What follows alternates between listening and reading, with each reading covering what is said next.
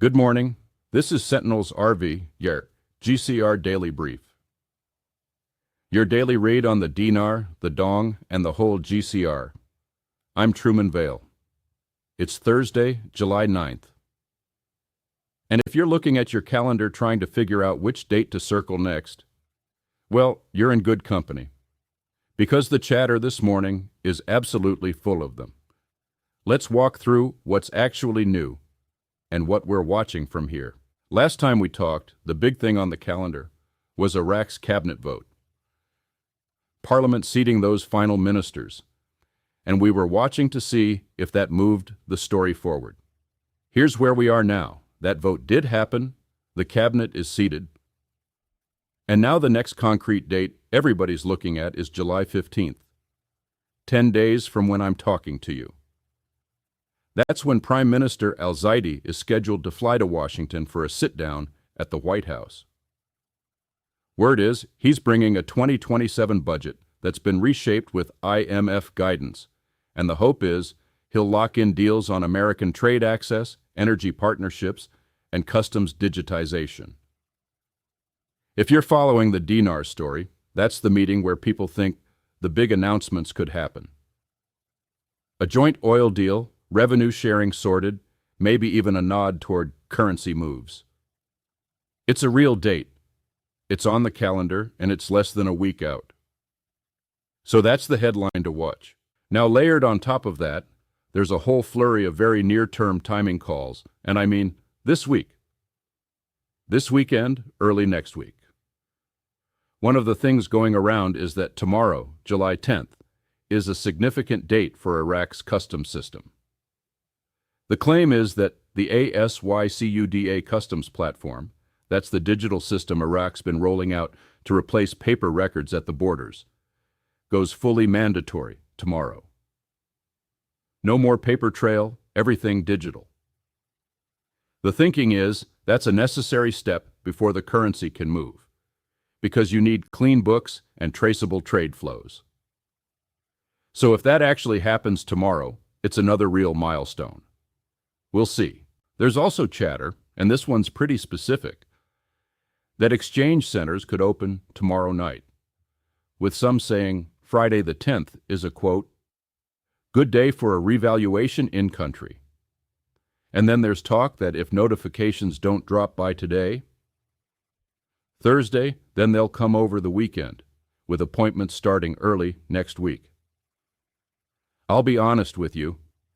We've been hearing this week, this weekend, early next week for a while now. Grain of salt. But that's the window people are holding on to, and it's loud enough that I want you to know it's out there. Let's talk dinar. The rate call that keeps coming up is 3.22, that reinstatement number. The claim is that after tomorrow, the 10th, the parallel markets in Iraq, that's the official rate and the black market rate, start to align, and you'll see the dinar strengthen against the dollar in a visible, day-by-day way. Another piece of the story, Iraq is supposedly conducting what one voice called a fire sale on crude oil right now. Basra, heavy crude dropped to around $45 a barrel. Basra, medium, around $47. The claim is they're clearing old inventory at old prices before a revaluation, using first in first out accounting, so the books are clean when the rate moves. Now, I want to be careful here. Oil prices move for a lot of reasons, and calling it a pre-RV fire sale is one person's read, not confirmed fact.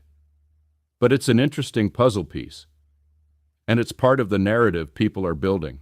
The bigger dinar story, the one that actually has legs, is what's happening on the demand side inside Iraq. There's word that Iraqi citizens are starting to trust the dinar over the US dollar for the first time in years. Dollarization has been a drag on the dinar forever. Everybody hoards dollars, nobody wants dinars, and that keeps the value pinned. If that's flipping, if people are unloading dollars and holding dinars, that's real upward pressure on the currency. And if you're planning a revaluation, Building that public trust beforehand makes the whole thing easier. So that shift, if it's really happening, is something to watch. One other dinar detail: there's talk that Iraq's foreign currency reserves are strong enough to support intervention in the forex market. The number being cited is that reserves cover about 12 months of imports, which is within safe levels under international standards. And that gives the CBI room to stabilize the dinar if they need to. That's a good sign if you're looking for currency strength. On the dong, here's something genuinely new and genuinely good. Vietnam just got reclassified from lower middle income to upper middle income.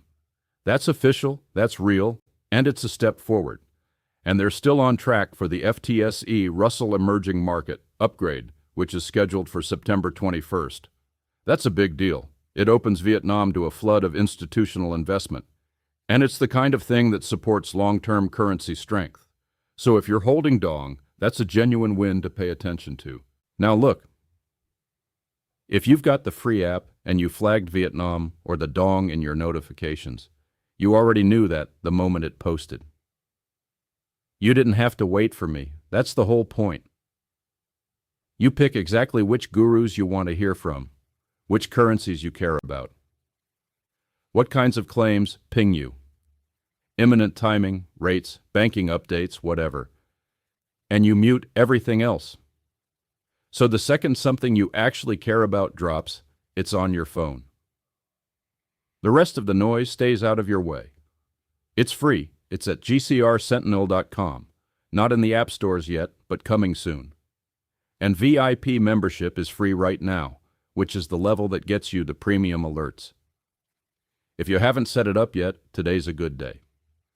All right, Zim, not a lot new this morning. The call is still bundled with the broader reset timing.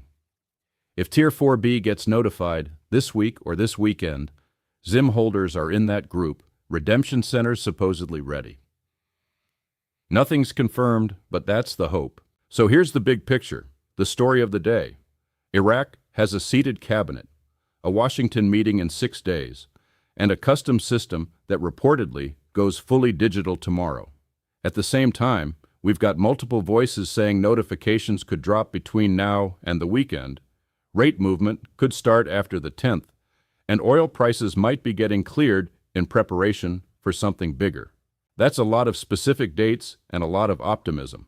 The thing to remember is that this is largely opinion and rumor. Educated guesses riding off real news, but guesses nonetheless.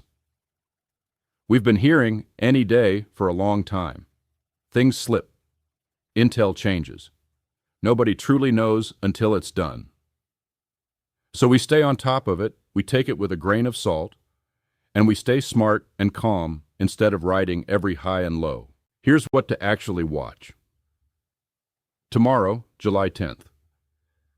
Does that custom system really go mandatory? Do we see any public announcements out of Iraq? And then the 15th.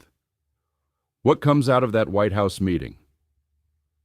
If Prime Minister al-Zaidi and President Trump stand up together and announce an energy deal, a trade framework, anything concrete on currency, that's real, that's public, and that moves the story forward.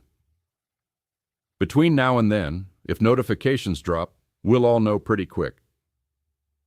If they don't, we'll be here talking about what's next. I know you've been at this a long time. I have too.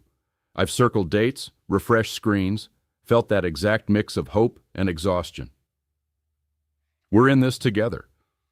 So let's take the new information, hold it loosely, and keep our heads. If it happens, we'll be ready. If it doesn't, we'll be here tomorrow morning. Before I let you go, if you haven't grabbed the app, it's free. It's at GCRSentinel.com. And it's honestly the thing that makes my mornings work.